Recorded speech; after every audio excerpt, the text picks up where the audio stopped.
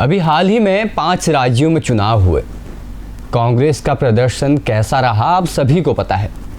सरकार बनाने की बात तो दूर, कुछ राज्यों में खाता तक नहीं खुल पाया। अब ऐसे में 2022 में होने वाले 5 राज्यों में विधानसभा चुनाव में कांग्रेस कौन से जीत के मंत्र के साथ मैदान में आती है, ये तो वक्त ही बताएगा। नमस्कार, मेरा नाम दीपांशु कुंवर है। इस वक्त आप JJN न्यूज़ देख रहे हैं। आज हम बात करेंगे उत्तराखंड के अल्मोड़ा जिले की सल्ट विधानसभा सीट के बारे में, जिसे 2022 का सेमीफाइनल कहा जा रहा था। भाजपा ने सल्ट किले को जीत लिया है। भाजपा प्रत्याशी महेश जीना को 21,874 वोट मिले और कांग्रेस के प्रत्याशी गंगा पंचोली को 17,177 वोट। इस हार ने कांग्रेस के 2022 के सपनों पर सवाल खड़े कर दिए हैं। जी हाँ, इस हार में कांग्रेस की गुटबाजी को साफ देखा जा सकता था।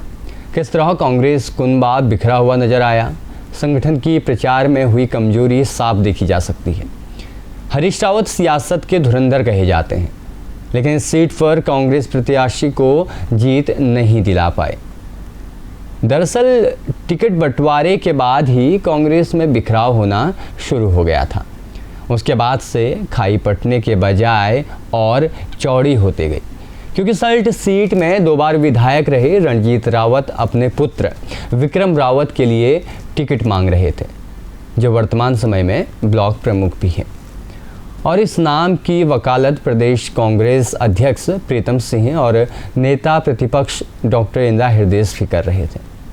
इसके लिए बाकायदा कांग्रेस के इस खेमे ने केंद्रीय स्तर पर भी प्रयास तेज कर दिए थे, लेकिन पूर्व मुख्यमंत्री और कांग्रेस के राष्ट्रीय महासचिव हरीश रावत गंगा पंचोली के पक्ष में थे। टिकट बंटवारे में हरीश रावत की बात मानी गई और बस यहीं से कांग्रेस दिग्गजों में बिखराव शुरू हो गया और रणजीत रावत ने खुद को सल्ट चुनाव से अलग कर दिया। तथ्य कई सारे सामने आए। दूसरा कारण रहा गुटबाजी। इस बात से इनकार नहीं किया जा सकता कि सल्ट उपचुनाव में कांग्रेस के भीतर घमासान नहीं हुआ। सच कहें तो रणनीति बनाने वाले ही एकजुट नहीं हुए और चुनाव के ऐन पहले रणजीत रावत का वीडियो ऑडियो वायरल होने लगे। चुनाव से सिर्फ 2 दिन पहले पूर्व विधायक रणजीत रावत की हरीश रावत पर की गई टिप्पणी से खुद कांग्रेस के बड़े नेता भी असहज हो गए।